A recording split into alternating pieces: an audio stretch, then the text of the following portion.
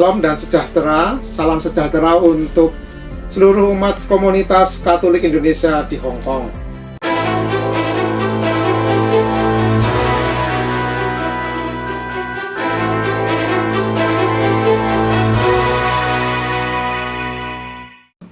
Hari ini kami dari pengurus KKIHK dan bidang pewartaan akan memulai sebuah perjalanan bersama, yaitu kampanye Hari Komunikasi Sedunia di KKIHK 2026 dengan tema menjaga wajah dan suara manusia. Di tengah kehidupan perantau sebagai pekerja migran, mahasiswa, profesional, keluarga, orang muda, dan para pelayan, gereja mengajak kita untuk kembali melihat wajah satu sama lain dengan kasih dan saling mendengarkan dengan hati. Di sini ada Ibu Wakil Ketua KKIHK dan koordinator bidang pewartaan, Suster Ruth dan Ibu Justina. Kita akan berbagi makna Hari Komunikasi Sedunia, bagaimana arah pelayanan kita ke depan, serta ajakan agar KKIHK sungguh menjadi rumah bersama bagi kita semua.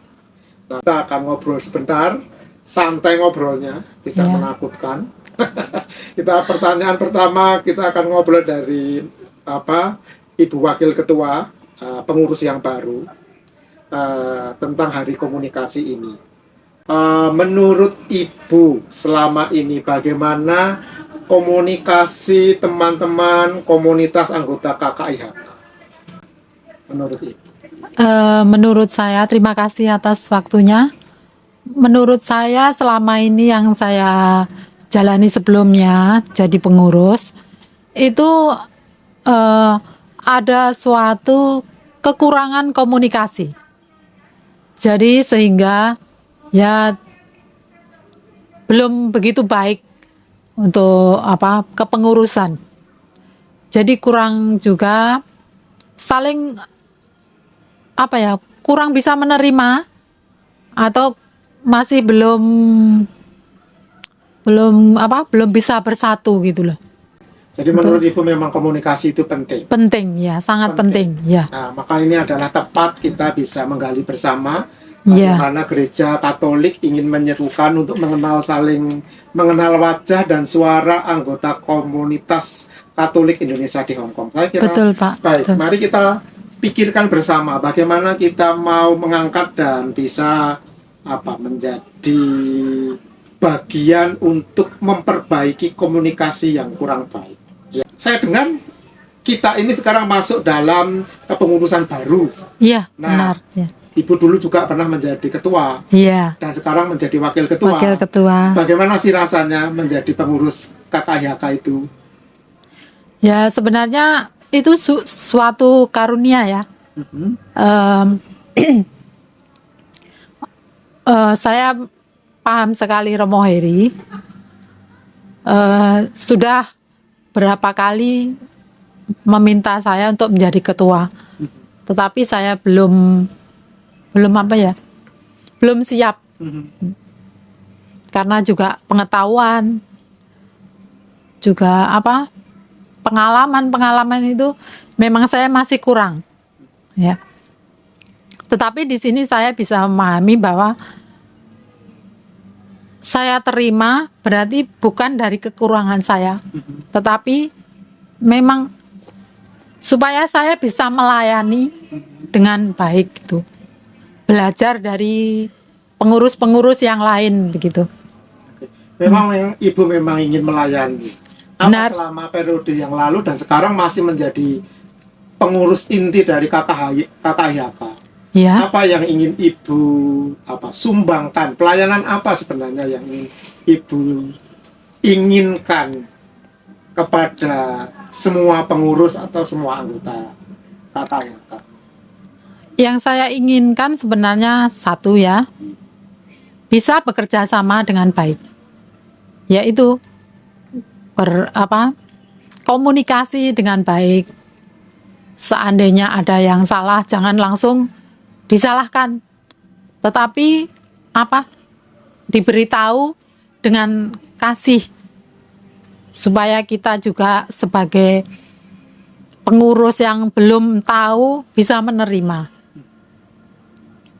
Terus bisa saling mendukung. Itu yang terpenting.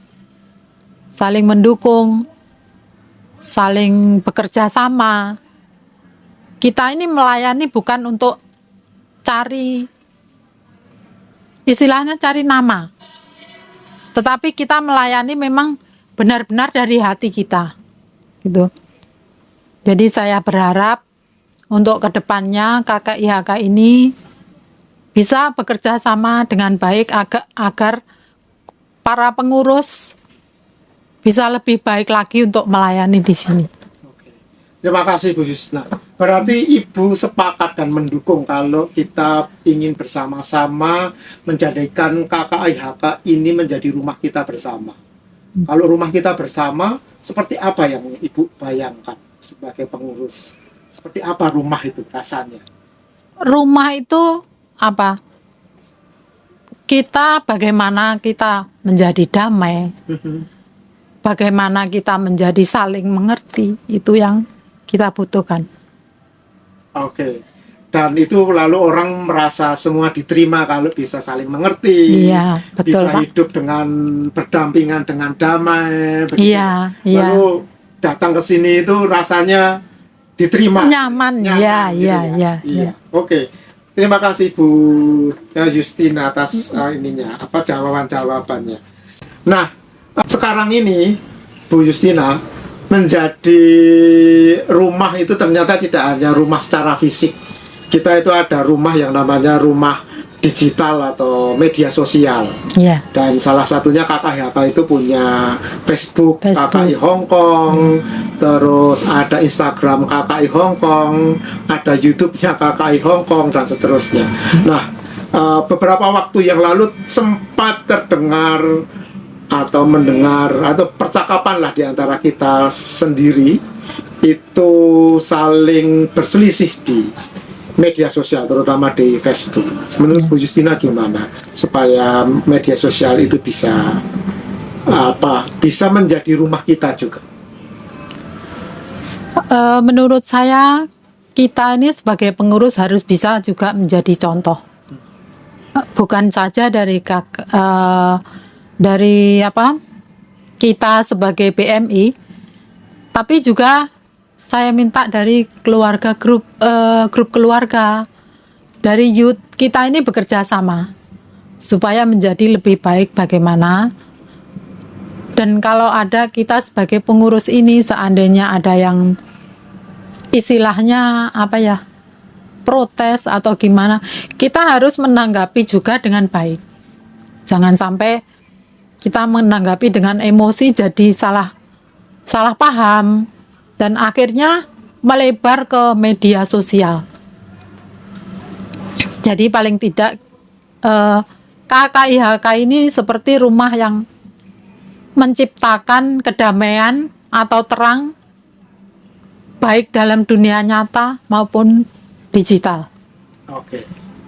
Terima kasih jawabannya. Sama-sama. Bu Yustina. Sama-sama. Dan Sama-sama. sekarang saya mau berpindah ke koordinator bidang pewartaan.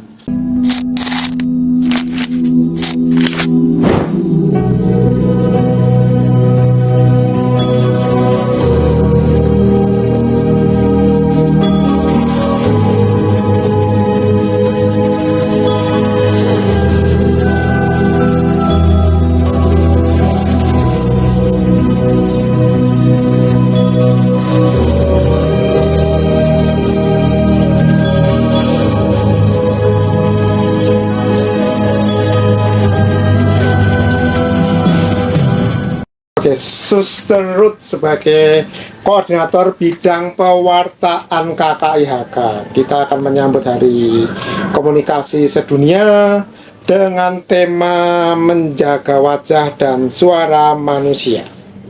Jadi kita mau membawa pesan kepada komunitas kita seperti apa. Hari Komunikasi Sedunia mungkin belum selalu kita pahami secara utuh. Menurut Suster Ruth, apa makna Hari Komunikasi Sedunia bagi gereja, khususnya bagi kita yang hidup sebagai komunitas migran dan perantau di Hong Kong. Gimana, Suster? Ya, yang menarik dari pesan Bapak Suci untuk Hari Komunikasi Sedunia tahun ini adalah pertama temanya itu ya, menjaga suara dan wajah. Karena apa? Suara dan wajah itu adalah suara dan wajah Allah sebetulnya ya. Karena manusia itu diciptakan oleh Allah. Jadi kita ini gambar ya, gambar dari Allah. Dan kalau kita bicara suara, suara itu kan sebetulnya seperti firman. Jadi Yesus itu adalah firman yang menjadi manusia. Jadi bagaimana menjaga suara dan wajah Allah. Terutama juga kan ini dikaitkan dengan AI. Ya, AI itu bisa mengcopy suara, mengcopy wajah ya. Mengcopy. Tetapi tidak bisa menggantikan. Ya, tidak bisa menggantikan bagaimana sih orang punya perasaan, punya compassion, punya bela rasa, punya solidaritas, punya belas kasih. Dan hal yang menarik juga bahwa dalam pesannya Bapak Suci itu supaya tidak memanipulasi. Apa sih yang dimanipulasi? Misalnya memanipulasi perasaan orang ya. Kalau kita pernah dengar soal love scam, itu kan media sosial digunakan untuk memanipulasi perasaan orang untuk mencintai seseorang yang tidak kelihatan, dan ujung-ujungnya orang diperas uangnya misalnya. Nah kita pesan itu sangat menarik bahwa yang pertama kita ini kan menjaga wajah dan suara dan wajah Allah. Dan kita juga diminta menjaga martabat. Apapun keadaan kita atau profesi kita, baik itu domestic helper, mahasiswa, ataupun profesional atau ekspatriat, di mata Tuhan itu kita semua sama, anak-anak Allah. Tidak ada profesinya apa. Kalau kita datang ke gereja, kita tidak tanya profesimu apa, tapi kamu adalah bagian dari gereja, anak-anak Allah yang sama. Begitu kalau menurut saya. Oke, terima kasih Suster. Penjabaran yang sangat baik. Tetapi menurut pengalaman kita sebagai perantau, sebagai komunitas migran di sini, apakah memang selama ini kita sudah mencoba menjaga dan suara dan wajah itu? Menurut Suster bagaimana? Apakah ada hal-hal yang memang perlu mari kita menjadi keprihatinan bersama dan kita tingkatkan hal yang baik? Menurut Suster gimana?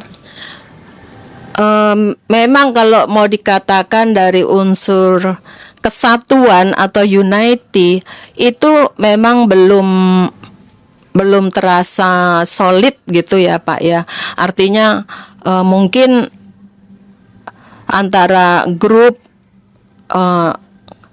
komunitas dari domestic helper atau grup mahasiswa atau grup yang ekspatriat atau grup profesional belum terasa menyatu ya.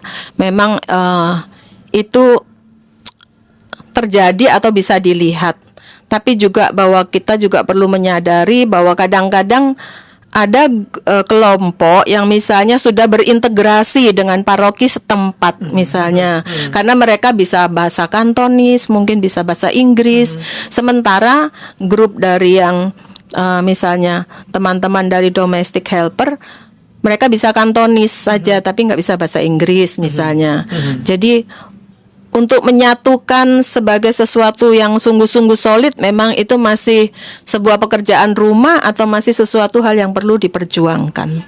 Oke, terima kasih. Jadi sejalan dengan harapan tadi Bu Justina sebagai wakil pengurus Inti KKHK yang mendambakan bahwa KKHK sebagai rumah kita bersama.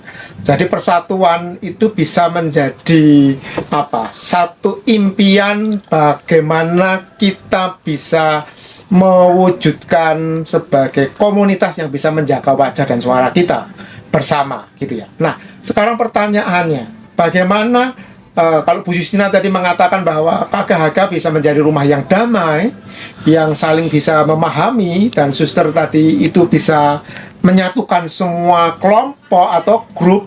Nah, tapi kalau kemudian secara komunitas banyak yang merasa terlukai, apa yang harus kita lakukan?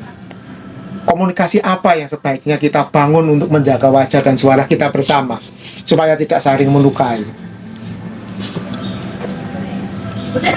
Iya, ini memang harus dilihat dari bagaimana ya, dari dua sisi. Maksud saya dalam komunikasi itu ada komunikator, tapi juga ada orang yang mendengarkan ya. Bagaimana supaya tidak melukai?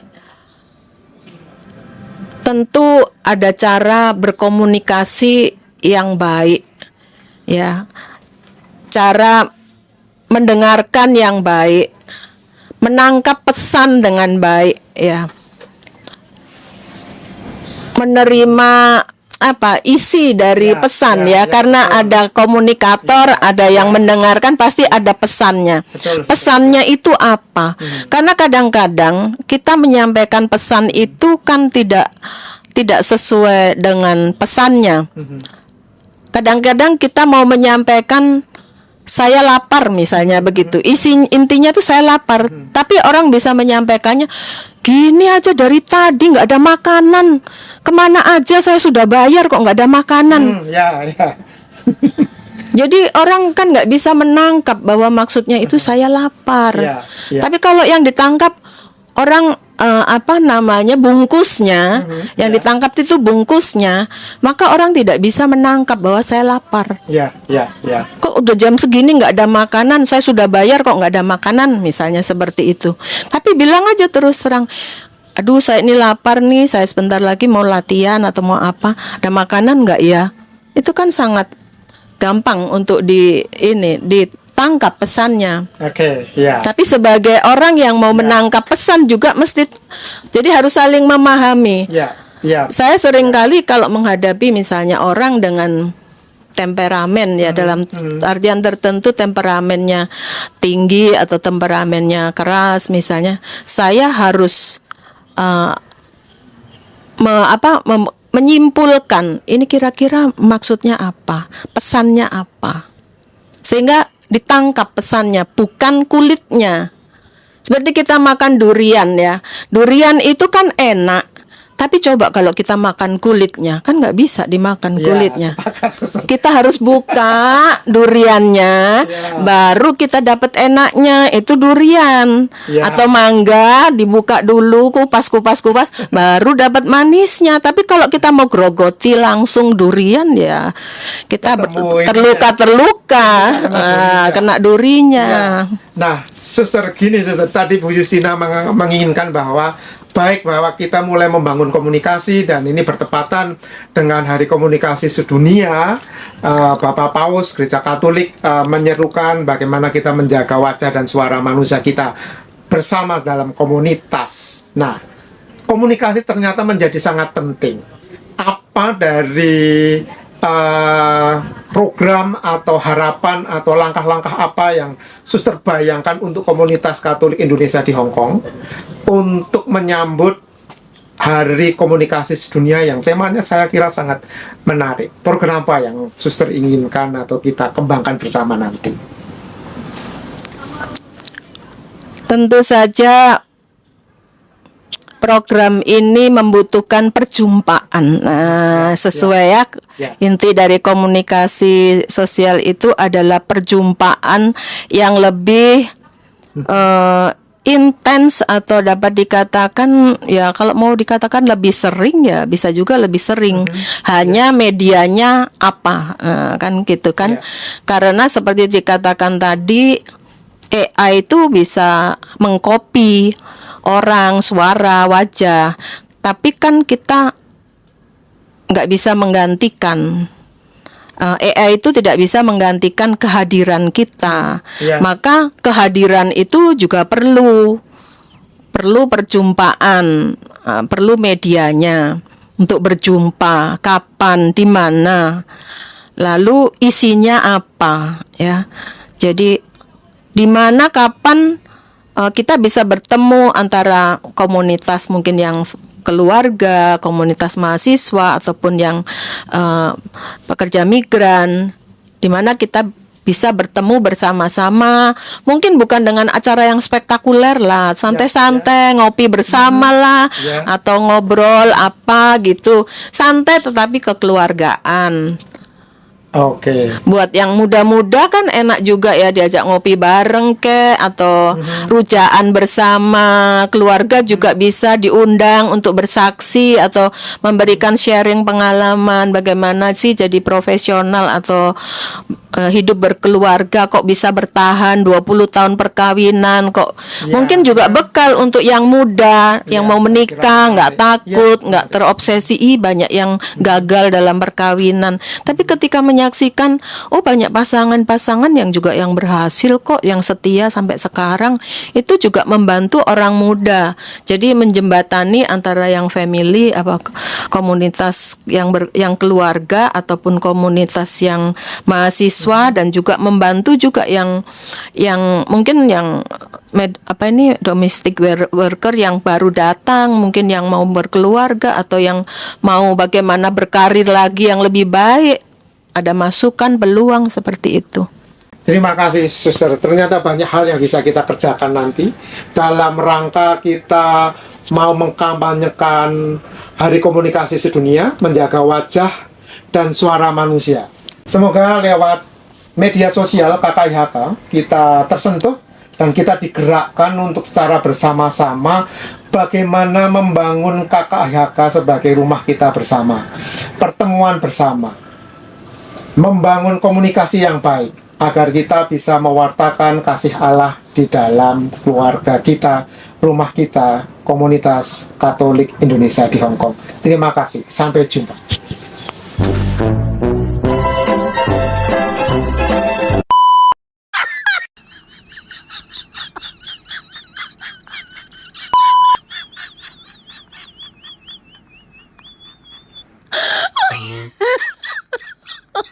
Oh my God.